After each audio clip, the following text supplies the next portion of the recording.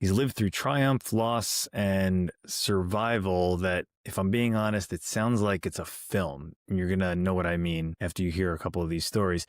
If when you think about your journey, where does the rising and this journey that you've gone on that has led you to here, where does that begin for you?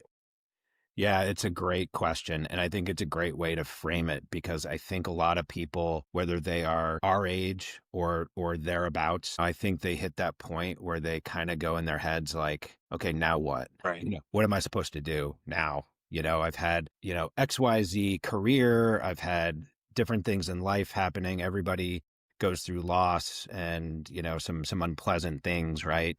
But we're here now. And so what does the rest of the road look like? And so The Rising for me was written right in conjunction with my 50th birthday. And to me, it was like a closing of a chapter and the beginning of whatever's going to happen the rest of the way. Yeah. And so it was a pretty marked like shift in my mentality, but also it represented for me kind of the closing of one era, which encompassed all the things that you just mentioned. Yeah. But it's the beginning now of like a completely new era, using some of the wisdom from before, but also understanding there's some uncertainty about what might lie ahead for me, which to me is interesting and something that could be scary, but we could also choose to embrace it. Yeah.